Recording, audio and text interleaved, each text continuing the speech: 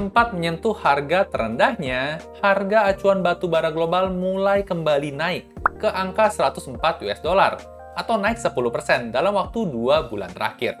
Naiknya harga acuan global ini tentunya bakal ngasih katalis positif nih ke emiten batu bara, karena mereka bisa jual hasil produksi dengan harga yang lebih tinggi, sedangkan biaya produksinya tetap. Salah satu saham batubara yang cukup favorit di kalangan investor adalah saham ITMG.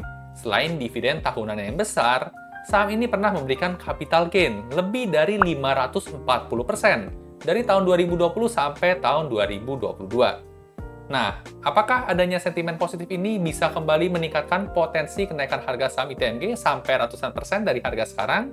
Gimana update kondisi fundamental dan valuasinya? Yuk tonton video ini terus sampai selesai.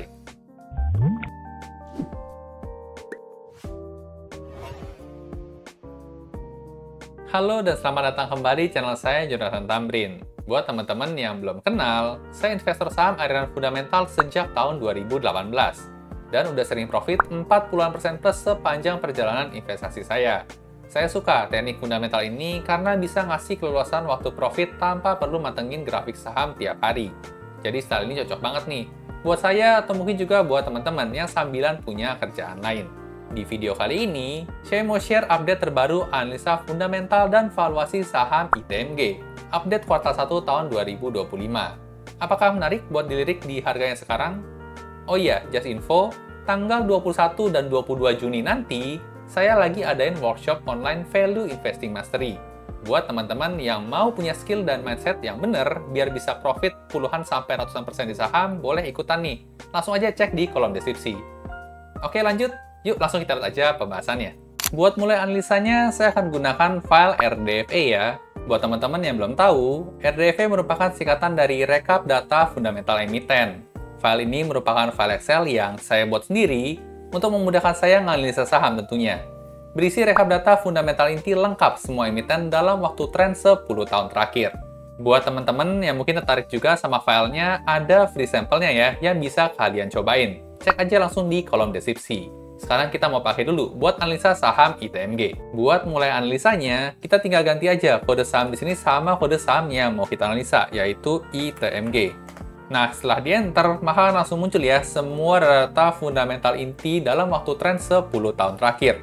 Ini sudah update yang kuartal 1 tahun 2025, dan di update terakhir ini ada dua versi ya. Ada versi yang last quarter-nya aja, yaitu angka di kuartal 1 tahun 2025, dan ada versi annualized-nya atau disetahunkan. Dan semua angka juga sudah dalam miliar rupiah ya, jadi kita gampang kalau kita mau compare kinerja dengan tahun-tahun sebelumnya. Oke, langsung aja kita coba mulai bedah cepet ya, gimana update kondisi fundamentalnya si ITMG ini. Kita mulai dari sekilas profil perusahaannya dulu ya. Kode sahamnya ITMG, nama perusahaan Indo Tambang Raya Megah Tbk, dan harga sahamnya per video dibuat di tanggal 7 Juni tahun 2025 di angka Rp22.200 per lembar sahamnya.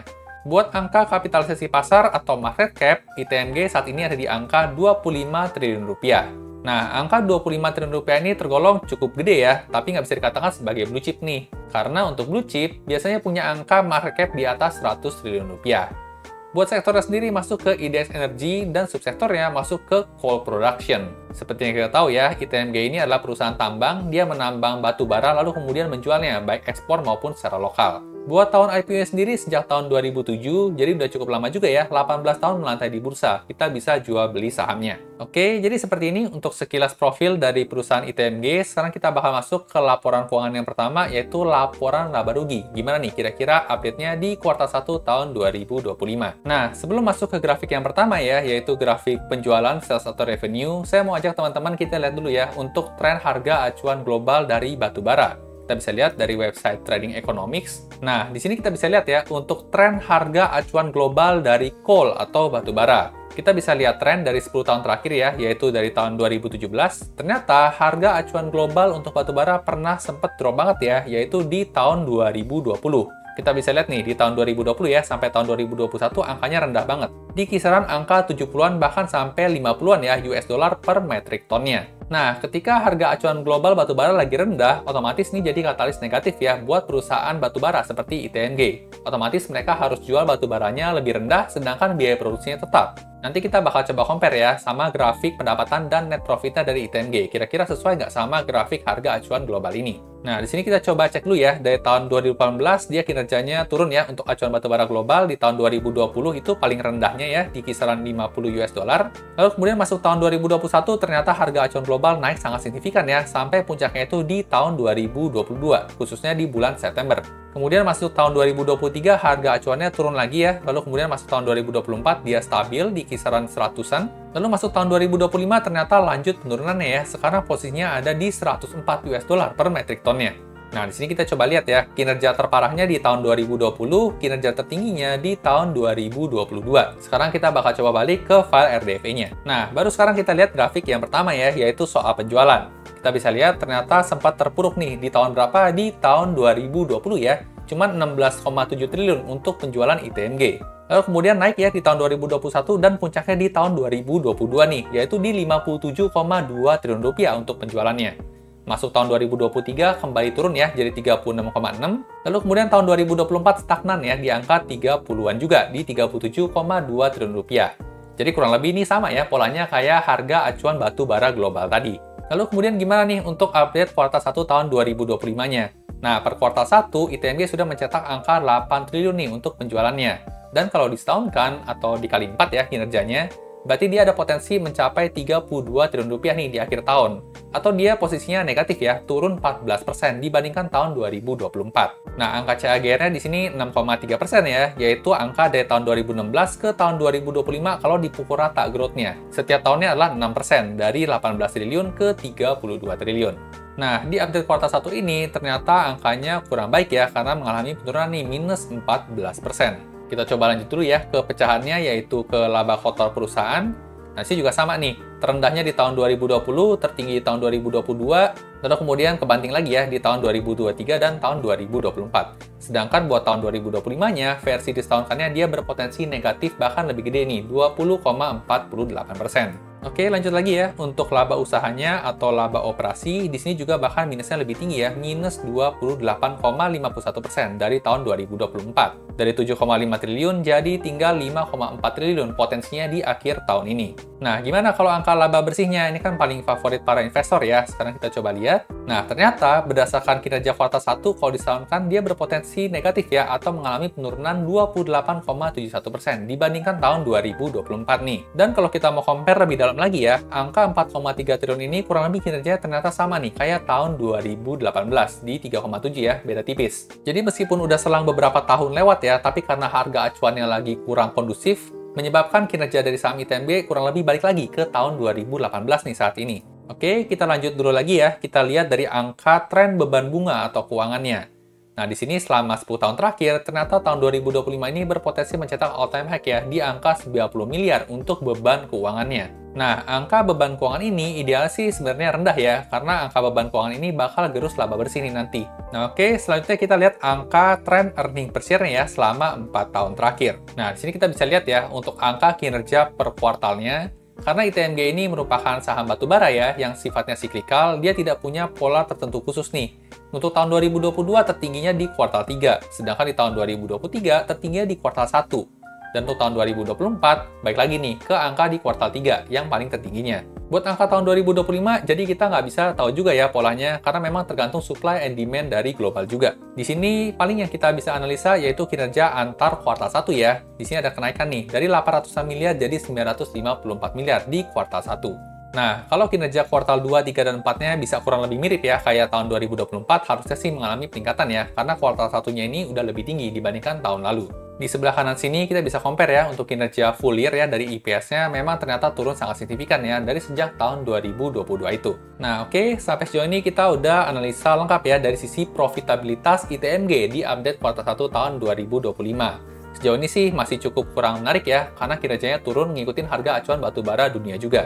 Jadi menurut saya dari sisi profitabilitas sih masih kurang menarik ya, meskipun ada potensi peningkatan harga acuan nih selama 2 bulan terakhir ya, 10%. Tapi itu baik lagi, peningkatan 10% tadi belum bisa menyaingi rata-rata selama kinerja tahun 2024 kemarin nih. Angka acuannya masih di bawah itu. Oke, ini untuk laporan keuangan yang pertama, sekarang kita analisa laporan keuangan yang kedua, yaitu laporan neracanya. Kira-kira bagus apa nggak di update-nya yang terakhir ini?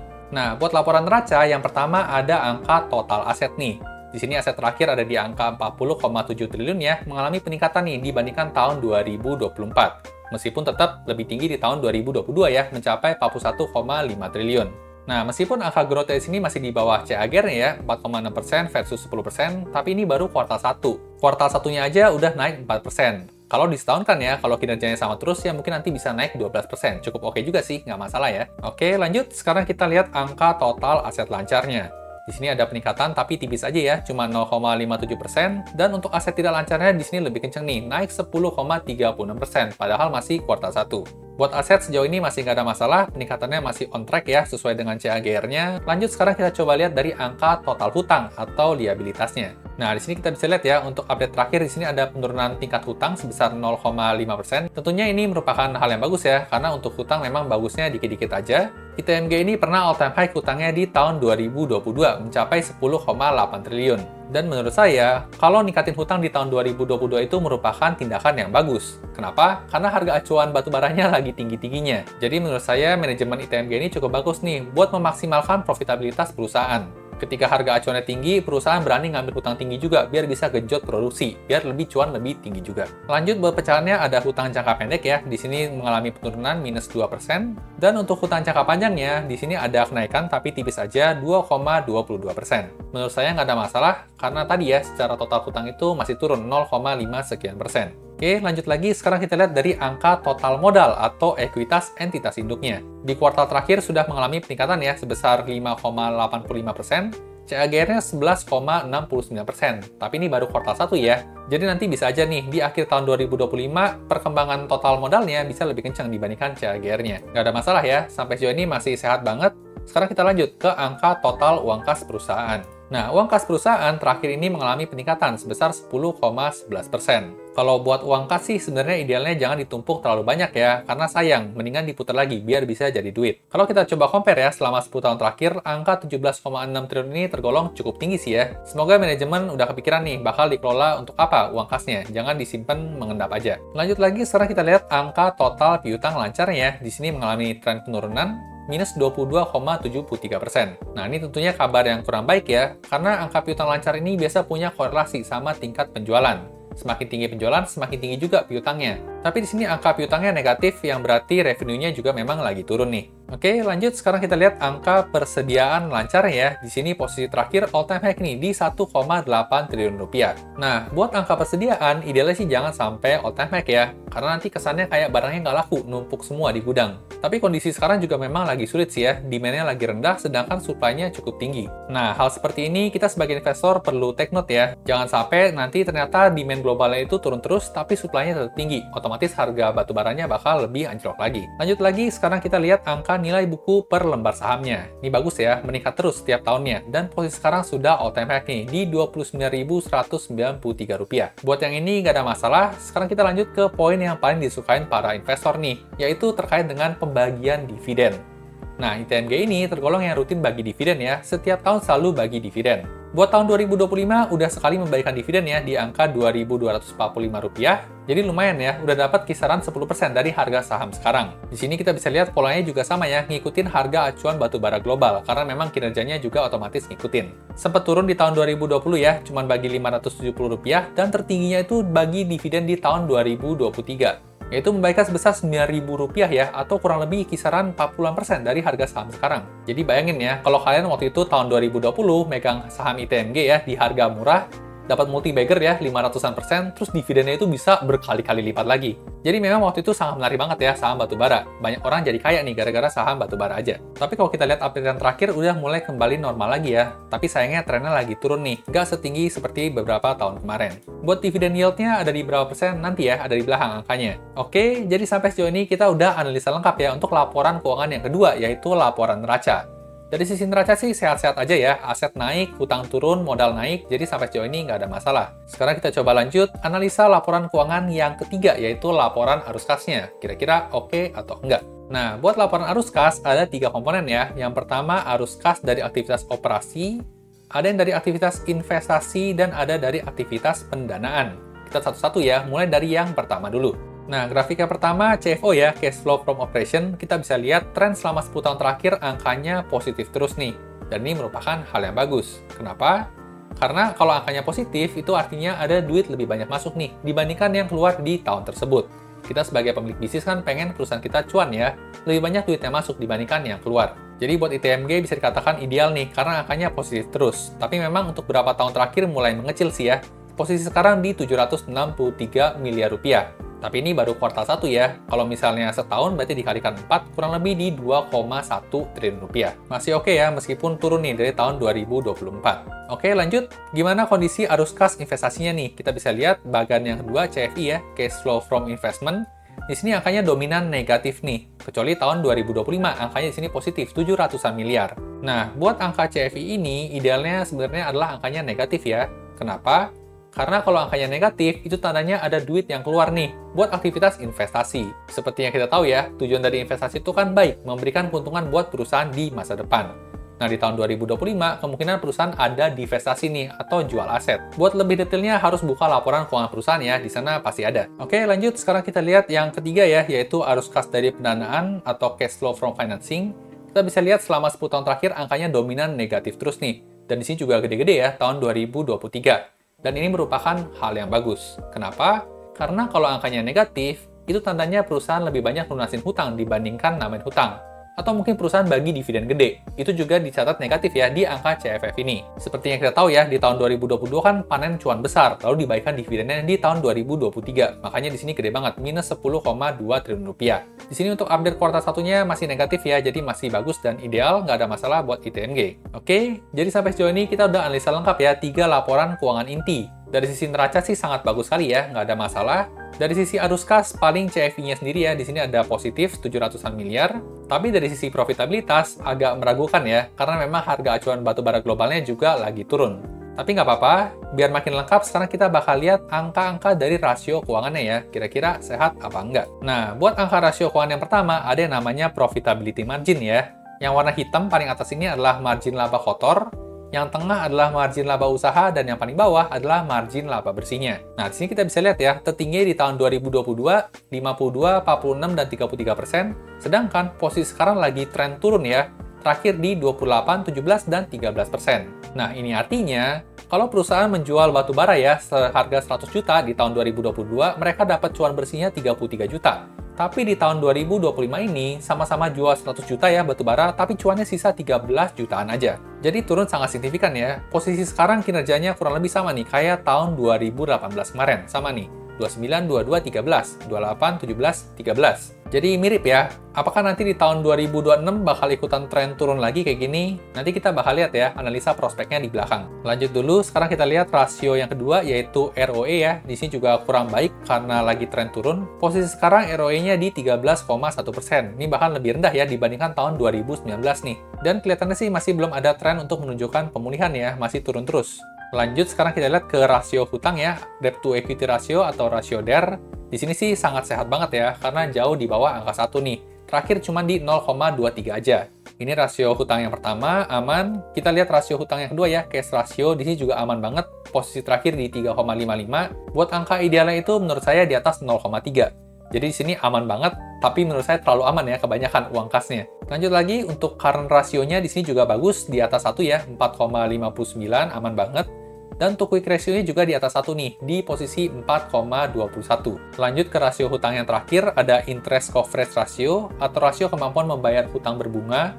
Di sini juga ideal banget sih, masih jauh di atas 1 nih, di angka 60,4. Meskipun trennya turun ya, tapi masih sangat aman banget. Nah oke, jadi dari sisi hutang perhutangan, ITMG ini tergolong ideal, sangat aman, nggak ada kemungkinan potensi buat gagal bayar atau bangkrut dalam jangka dekat ataupun menengah. Lanjut lagi, di bawah ada rasio yang menarik ya buat investor, yaitu angka dividend yield. Nah di sini kita bisa lihat ya, tren dividend yield ITMG itu ternyata pernah di angka 35,4% waktu itu. Nah kalian compare aja ya sama deposito yang dalam setahun cuma ngasih return di bawah 5%, dengan investasi saham ITMG ya, harga sahamnya naik 500%, dapat dividen pula 35% ya. Dan bahkan kalau kalian kumpulinnya di harga bawah waktu itu, mungkin yield buat kalian itu bisa sampai ratusan persen bahkan. Ya gimana nggak ratusan persen, harga sahamnya 8 ribuan, lalu kemudian dapat dividen 9 ribu, ya itu kan udah 100% lebih. Jadi memang beneran investasi saham itu bisa bikin kaya ya. Oke, jadi sampai sini kita udah analisa lengkap ya untuk kondisi fundamental ITMG di update kuartal 1 tahun 2025. Yang memang agak meragukan itu memang soal profitabilitasnya ya di update-nya yang sekarang ini.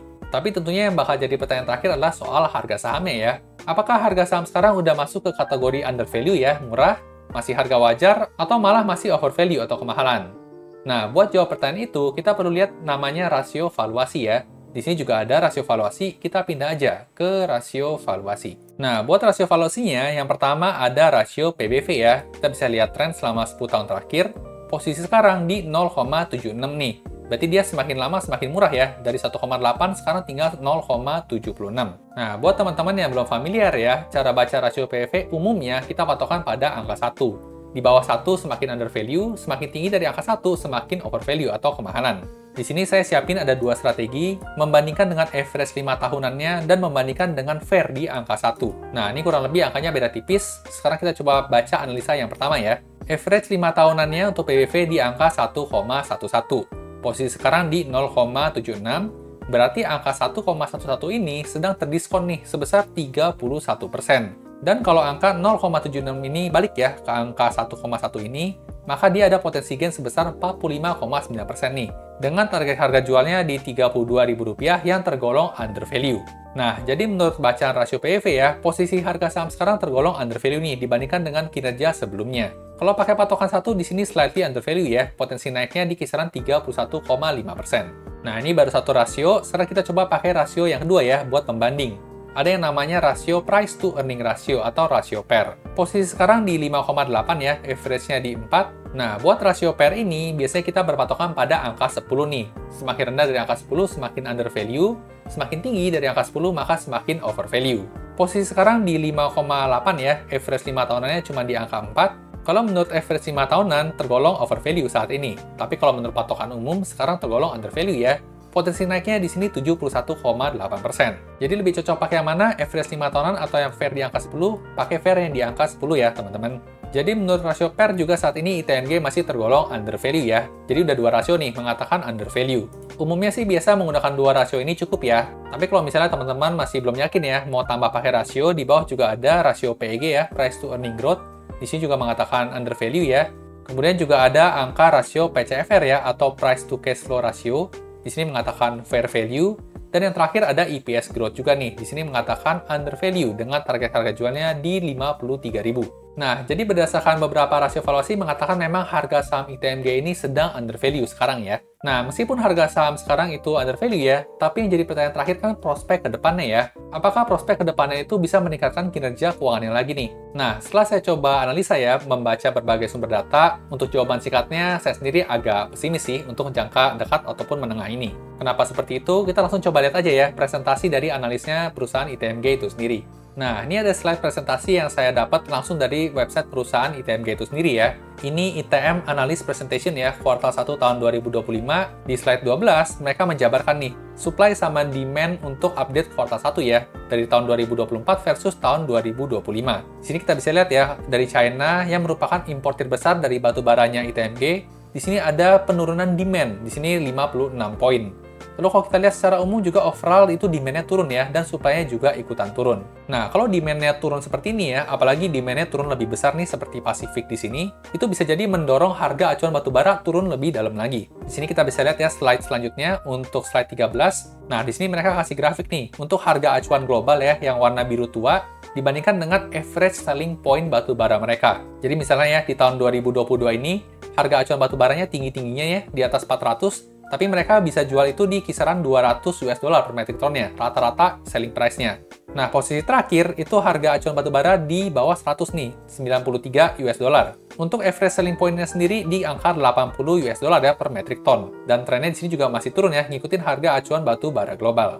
Di slide 14-nya juga kita bisa lihat ya, untuk sebaran ekspor dari ITMG itu sendiri, di sini kita bisa lihat ya, untuk penggunaannya ternyata paling banyak di Indonesia ya, sebesar 1,9. Ekspor terbesar pertama ada di China ya, di 1,6. Kemudian untuk ekspor kedua terbesar ada di Jepang nih, angkanya 1. Nah, karena tren demand dari batubara ini lagi lemah, menurut saya bisa jadi kedepannya bakal lebih tertekan lagi nih harga acuan batubaranya. Apalagi kalau kita mau bandingin sama tren harga acuan batubara ya, tadi kan pernah terendahnya di tahun 2020 ya, di kisaran 50 US dollar. Kalau kita tarik jauh ke belakang ya, ternyata juga pernah loh di angka 50 US dollar juga ya, di tahun 2016 waktu itu. Jadi dari 50, lalu kemudian naik ya sampai 100-an, lalu kemudian turun lagi ke 50. Cyclical ya, namanya juga saham komoditas. Jadi menurut saya pribadi sih masih ada kemungkinan ya, dari angka sekarang ya, masih 100 bisa jadi baik lagi nanti sampai ke angka 50-an di bottomnya. Mungkin beberapa investor ada yang bilang harga sekarang nggak mungkin lebih rendah lagi lah, karena ada inflasi dan segala beberapa tahun terakhir, jadi harusnya nggak mungkin nyentuh 50 lagi. Tapi toh kalau kita lihat prakteknya ya, di beberapa tahun terakhir tadi, tahun 2016 versus tahun 2020 itu kan udah selisih 4 tahun ya, ada inflasi dan beberapa hal juga di sana. Tapi toh akhirnya balik ke angka 50-an juga. Nah, jadi kesimpulannya kalau buat saya pribadi, meskipun harga sahamnya sudah tergolong undervalue ya sekarang, tapi karena prospek masa depannya menurut saya masih kurang cerah, menurut saya masih belum cocok ya koleksi saham batubara, contohnya di sini ITMG di periode sekarang-sekarang ini. Karena harga acuan batubara global masih dalam tren turun ya, dan secara track record pernah di angka 50-an. Tapi kembali lagi, ini opini dan pendapat saya pribadi, dan saya disclaimer dulu nih. Tujuan dari pembuatan video ini bukan untuk memberikan rekomendasi beli atau jual suatu saham. Di sini saya hanya pure ya, men-sharingkan temuan-temuan yang saya temukan menarik. Bagus kalau teman-teman dapat insight, tapi buat jual atau beli suatu saham, teman-teman tetap harus ngerjain PR sendiri atau do your own research. Buat teman-teman yang tertarik sama file Excel RDFA-nya, kalian bisa cobain gratis file sampelnya di website jotambrin.com. Jadi kalau cocok, bisa langsung pesan aja. Saat ini udah ada 800-an emiten yang udah rilis laporan keuangannya dan direkap ke RDFA ini. Buat teman-teman yang pesen, nantinya bakal dapat free update berkala nih, minimal 1 kali setiap minggunya sampai lengkap data 800-an plus rekap laporan keuangan emitennya. Oh iya, kalian juga bisa dapat gratis full version RDFA ini kalau ikutan workshop value investing tanggal 21 dan 22 Juni nanti ya. Info lebih lengkapnya bisa cek kolom deskripsi di bawah. Dan buat yang masih mau tanya-tanya, juga bisa nih ke admin via DM Instagram di Jonathan Tamrin. Suka video seperti ini? Kemungkinan besar kalian bakal suka juga video lainnya di channel ini. Jangan lupa di-like dan bagikan ke teman-teman investor lainnya ya, supaya makin jago analisa sahamnya. Sampai jumpa di video berikutnya.